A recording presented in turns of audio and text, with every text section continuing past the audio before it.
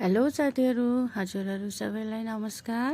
म आज हजुरहरूलाई काठमाडौँमा दिन प्रतिदिन अत्याधिक मात्रामा वर्षा भइसकेपछिको खोला नालाहरूको अवस्था देखाउन गइरहेको छु।